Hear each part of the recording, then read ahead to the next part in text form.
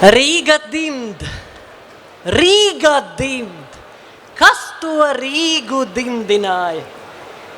Tie ir mūsu jaunie un talantīgie bundzinieki no Andžeja Grauda bungu skolas maršējošo bundzinieku sastāvs Drumline Latvija. Paldies Oliveram, Patricijai, Krišam, Sabīnai, Eduardam un Mikam.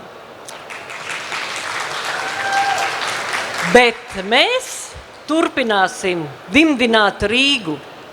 Mēs, Latvijas Tehnoloģiskais centrs, sadarbībā ar starptautisko izstāžu rīkotāju sabiedrību BT1 organizējam diskusiju ciklu Inovācijas sviests.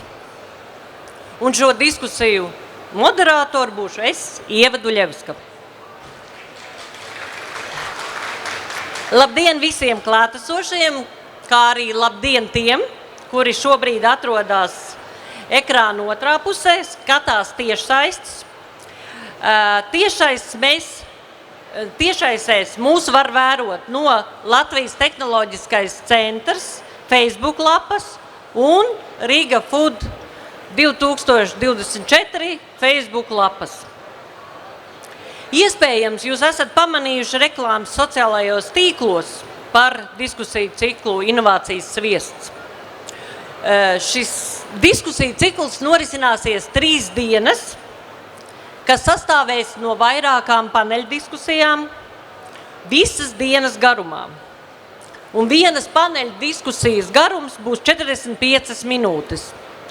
Tāpēc es centīšos kaut kā pievērst uzmanību paneļdiskusiju moderatoriem, lai 5 minūtes pirms diskusijas beigām viņus varētu brīdināt, lai varētu iekļauties paredzētajā laikā. Pēc diskusijām visi klātesošiem būs iespēja uzdot jautājumus dalībniekiem un ekspertiem, izmantojot aplikāciju Slido. Lai varētu uzdot jautājumus caur aplikāciju, lūdzu atveriet Slido mājaslapu, Slido aplikāciju lapu un ierakstiet kodu, kurš periodiski būs redzams uz ekrāna. Un es jau iepriekš atvainojos, ja nevarēsim visus jautājumus pavaicāt dalībniekiem, tāpēc pēc katras paneļdiskusijas jums būs iespēja aprunāties ar ekspertiem un dalībniekiem zālē. Un tagad es gribētu aicināt uz skatuves Latvijas Tehnoloģiskā centra valdes priekšsēdētāju Intu Vīksnu un Eiropas biznesa atbalsta tīkla koordinātoru Latvijā Aneti Ābolu paneļa diskusijas Inovācijas sviests atklāšanai. Ieslēgts, darbojas. Tā, liels prieks jūs tiešām visus redzēt. Pirmkārt jau liels prieks jūs visus redzēt Riga Food atklāšanā, bet īpaši prieks jūs visus redzēt Riga Food rīkotajā Inovācijas sviesta atklāšanā. Nu, kā jau pieminēja, būsiet pamanījuši arī sociālos tīklos šos divus vārdus savienojumus, inovācijas un sviests. Nu, kāpēc tad inovācijas un sviests? Nu, ja arī runājam par inovācijām, tad plus mīnus mums visiem tas ir skaidrs. Tas ir process, kur rezultātā top daudz jaunas inovācijas, un lai veiksmīgi noslēgtu šo inovācijas procesu, tad mūsu visiem ir liela interese, lai būtu aizvien vairāk mūsu Latvijas uzņēmumu, kas ir inovatīvi, ražo inovatīvus produktus, spēja ieiet pasaules tirgos, spēja iekarot šos pasaules tirgus. Un ministrs teica, ka vajag visu sabalansēt. Es teikšu tā, nevajag visu sabalansēt. Esam inovatīvi, ejam uz priekšu. Ja kaut kas nesanāk, mēģinām vēlreiz. Esam tie pirmie, esam tie inovatori. Tas ir tas, kā mēs varēsim iznest savu Latvijas vārdu pasaulē. Otrs vārds šī nosaukumā ir sviests. Nu, kāpēc tas sviests? Nu, sviests ir principā skaitījās kādreiz viens no Latvijas pirmās neatkarīgās Latvijas laika, viens no spējīgākiem eksporta produktiem. 1938.39. gadā skaitījās, ka sviests mēs bijām 4. sviesta lielākie eksportētāji pasaulē, nu vismaz tā pēc statistikas datiem.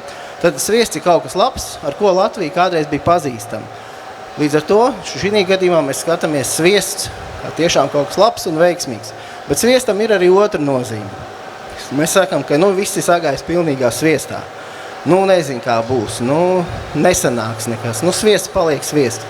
Līdz ar to tas ir tā kā idioms, tā kā spēle, ka inovācija reizēm var būt tiešām ļoti veiksmīgs, eksportspējīgs produkts un pakalpojums, reizēm inovācija var saiet arī sviestā.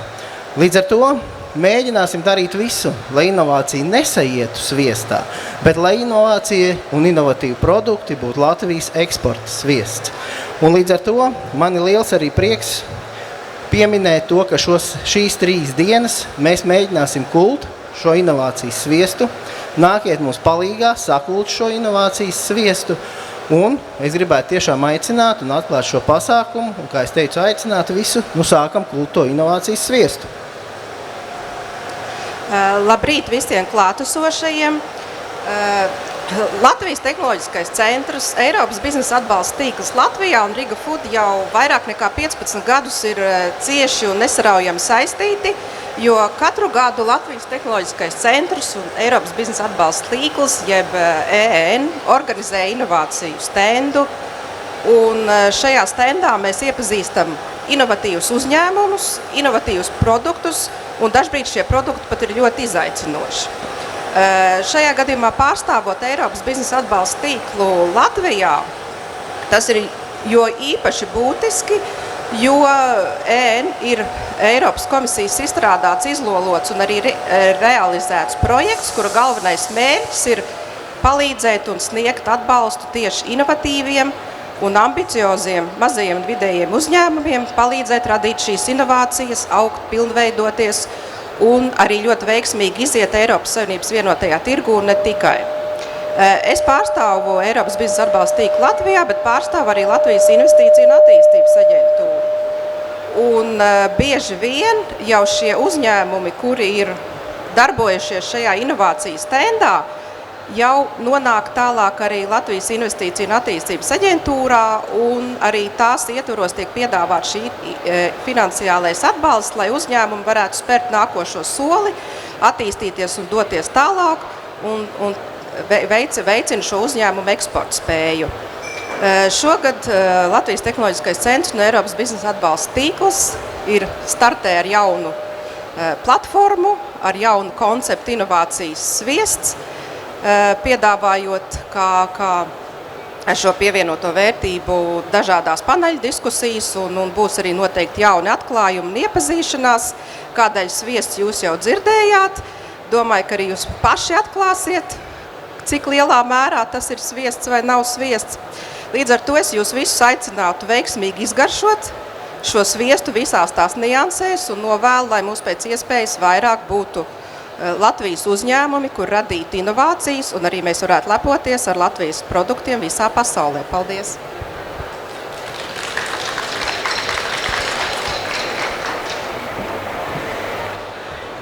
Paldies Anitai Ābolai un Intam Vīksnam, bet mums ir paredzēts arī kāds īpašs notikums šodien.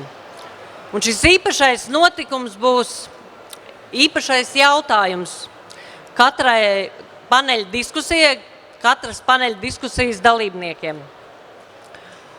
Un šis pirmais jautājums un īpašais jautājums tiks uzdots jums no biedrības Eņģeļa sirds projekta Spārnot talants dalībniekiem un skolu jauniešiem.